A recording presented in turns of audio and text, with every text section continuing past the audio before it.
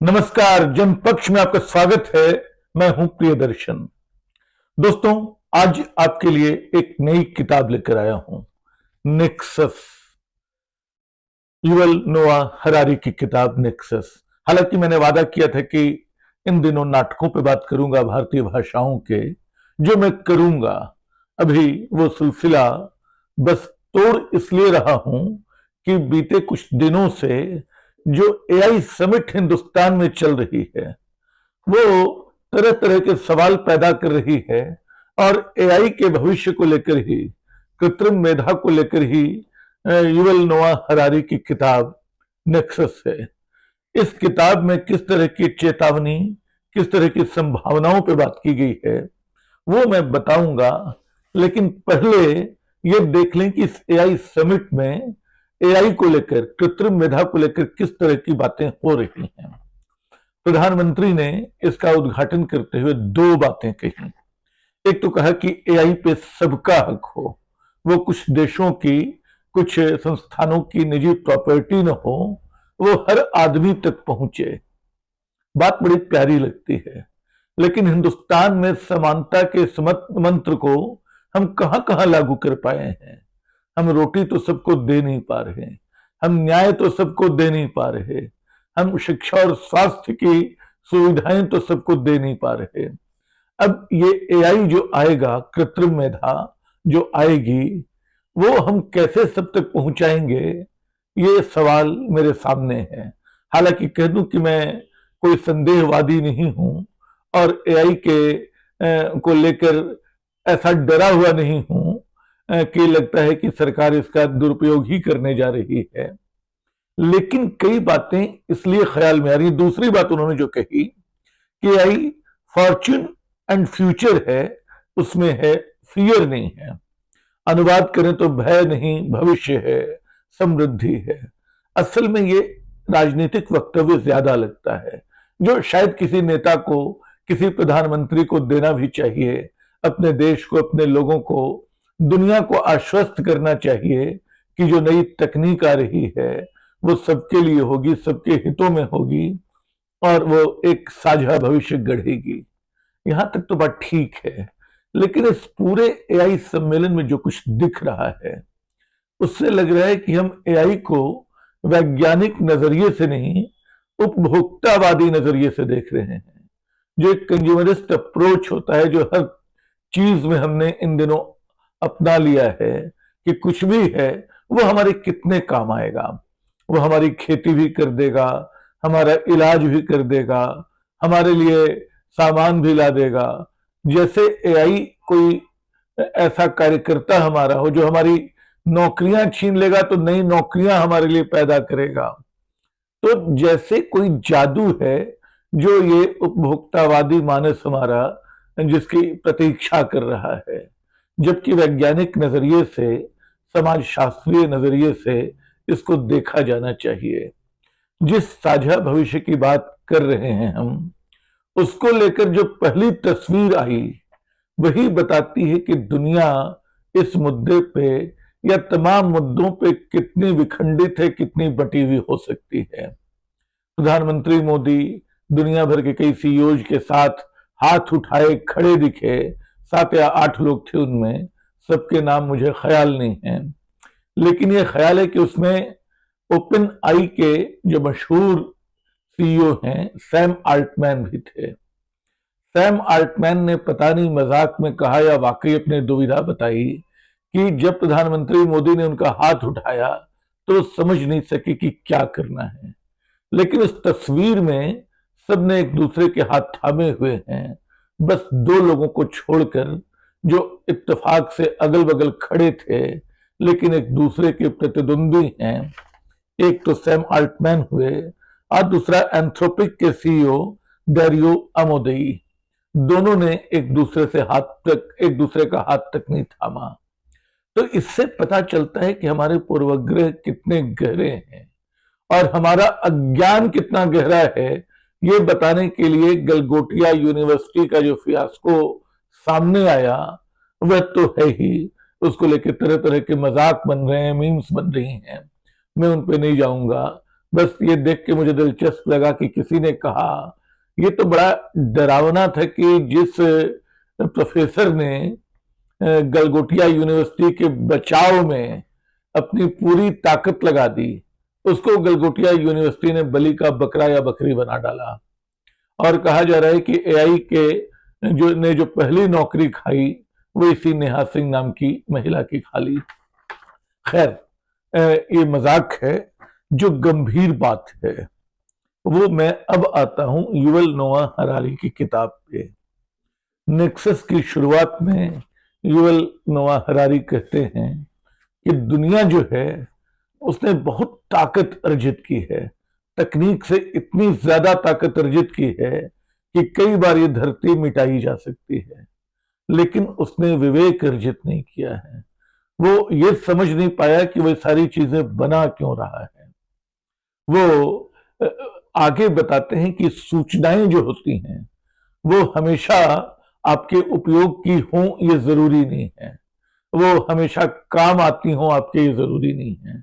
वो इतिहास में जाते हैं और वो सूचना के एक भोले नजरिए की बात करते हैं, the naive interpretation of information, the naive view of information की बात वो करते हैं कि नैव व्यू ऑफ इंफॉर्मेशन ये है कि जितनी ज्यादा सूचना होगी हम उतने ही बेहतर, उतने ही सशक्त होंगे, हम उतनी ही चीजों को बारीकी से कर पाएंगे। वो याद दिलाते हैं कि दुनिया असल में सही सूचनाओं से नहीं, फैंटेसीज के सहारे, कपोल कल्पनाओं के सहारे ज्यादा बंधी रही है। वो याद दिलाते हैं कि दुनिया में सबसे ज्यादा बिकने वाली किताबें धार्मिक किताबें हैं, जैसे बाइबल है, जैसे दूसरी हम अपने संदर्भ में चाहें तो गीता को याद कर सकते हैं। तो उनका कहना है कि असल में जो शक्ति आती है अनिवार्यतः वो अपने साथ विवेक लाती है, ऐसा नहीं है। और जो अभी का पूरा एक नेक्सस है, असल में नेक्सस का ख्याल मुझे इसलिए भी आया इस किताब का कि जब मैं इस पूरे जमावड़े को देख रहा था जो कई दिनों से चलता रहा एआई समिट के नाम पर, तो लगा कि एक नेक्सस वहां भी जमा है, कॉरपोरेट्स का, वैज्ञानिकों का, एआई के नाम पे निवेश करने के दावेदारों का और दुनिया भर के राजनेताओं का, जो ताकत चाहते हैं भविष्य में उसको अपनी मुट्ठी में रखना चाहते हैं। उससे पैसा मिलेगा, उससे सत्ता मिलेगी, उससे प्रभुता मिलेगी, दूसरों पे हुकूमत करने का अधिकार मिलेगा। तो ये जो नेक्सस है इससे हरारी सावधान करते हैं। वो बताते हैं कि एटम बम तो सूचनाओं का एटम, एआई तो सूचनाओं का एटम बम है। और वो कहते हैं कि पहली बार हम एक ऐसी मशीन बनाने जा रहे हैं जिसका नियंत्रण हमारे हाथ में नहीं रहेगा, जो अपनी तरह से फैसला कर सकेगी कि उसको क्या करना है। और वो एक कहानी याद दिलाते हैं गेटे की, गेटे या गोएथे जो जर्मन कवि हैं, 18वीं सदी के आखिर में उनकी एक बड़ी लंबी कविता है द सोर्सरर्स अप्रेंटिस।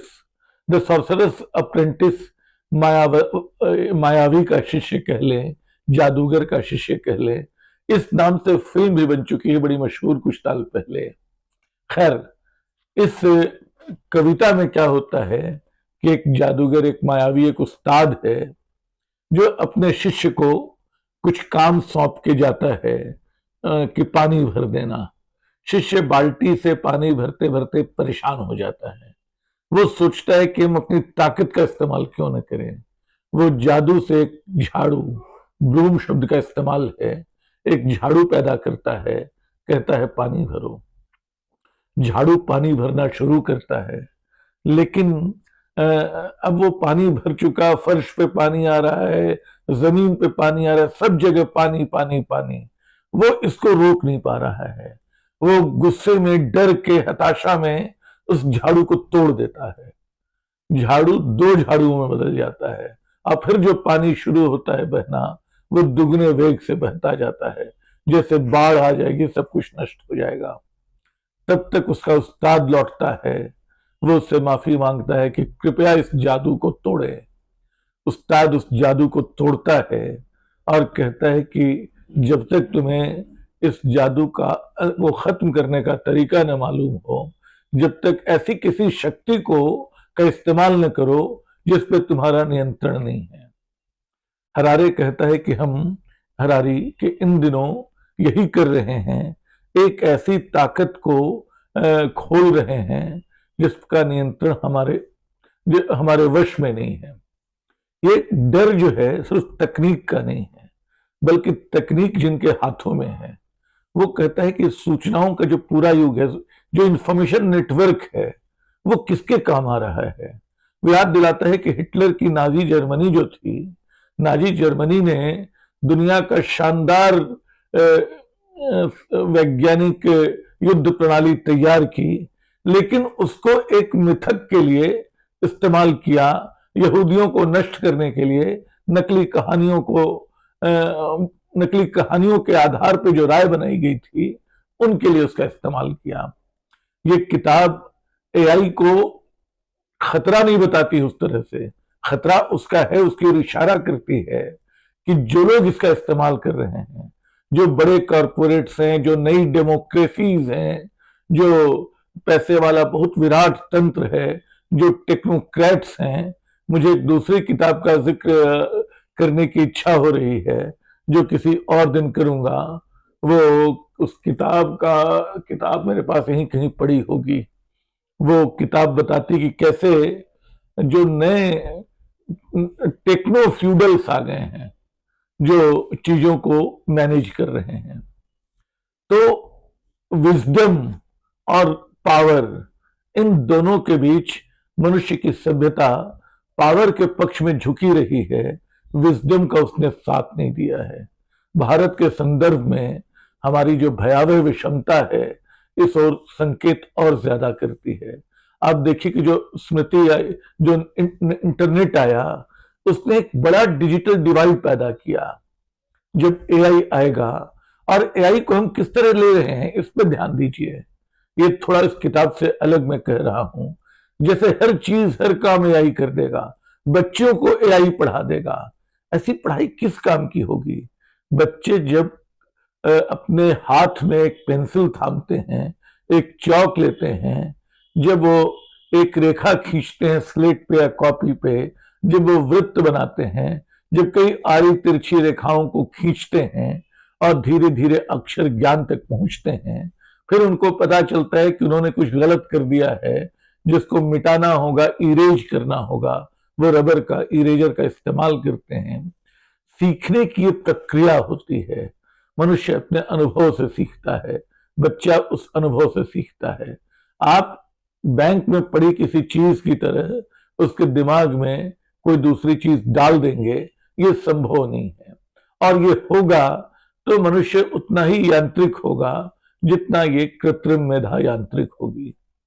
तो हम लोग हर चीज का इस्तेमाल कुछ इस तरह सोच रहे हैं जैसे एआई चुटकियां बजाते हमारे सारे संकट हल कर लेगा। इंटरनेट ने स्मृति पे हमारी निर्भरता खत्म कर दी है। इंटरनेट जो है वो अब हमें उसकी वजह से कुछ भी याद रखने की जरूरत नहीं है, सारे के सारे आंकड़े हमें वहां मिल जाते हैं। एआई जो है, कृत्रिम मेधा जो है, वो उसका खतरा ये कि हमारी कल्पनाशीलता ने छीन ले, इस मायने में कि अब वही हमारे लिए कविता लिख देगी, वही हमारे लिए कहानी लिख देगी, वही हमारे लिए चित्र बना देगी। तो कल्पनाशीलता का जो विशाल संसार है, जो आकाश है जिसमें हम उड़ान भरते रहे हैं, उसका क्या होगा, ये सवाल मैं अलग से पूछ रहा हूं।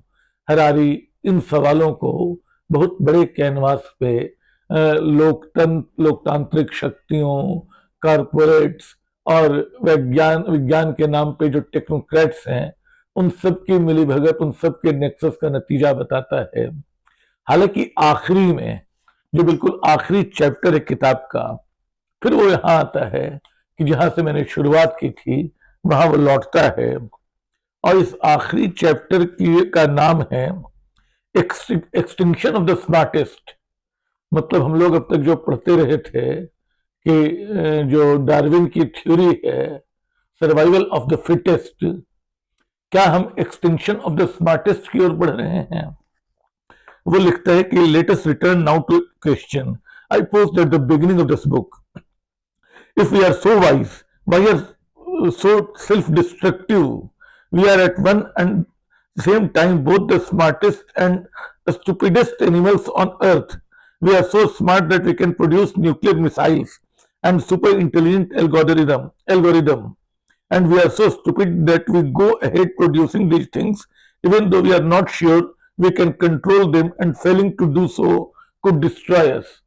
जो कहानी गेटे की है वो यही है कि हम एक ऐसी ताकत को जन्म दे रहे हैं जिसका हम क्या करेंगे हमें पता नहीं है. This book has argued that the fault isn't with our nature. एक बहुत महत्वपूर्ण बात, वो कहता है कि प्रक्रिया मनुष्य की प्रकृति की गड़बड़ी नहीं है. यह गलती इंसान होने की गलती, इंसान की प्रकृति की गलती नहीं है.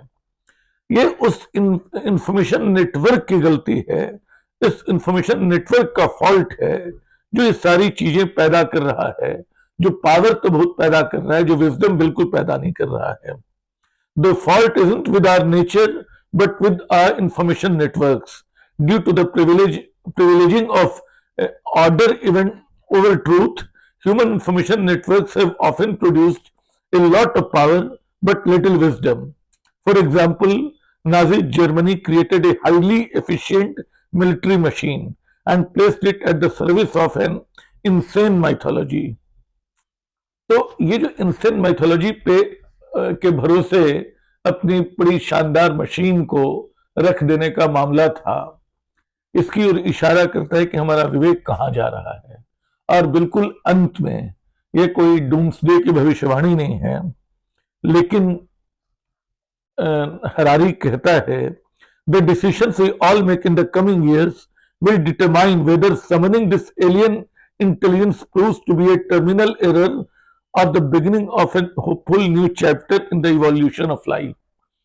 क्या ये आने वाले जीवन के विकास क्रम में एक बड़ी उम्मीद, एक नया अध्याय साबित होगा, या एक नष्ट करने वाला दौर इसके साथ शुरू होने जा रहा है? ये हमारे विवेक पे निर्भर है, ये हमारी बुद्धि पे निर्भर है, ये हम एआई के साथ जो कर रहे हैं उस पे निर्भर है.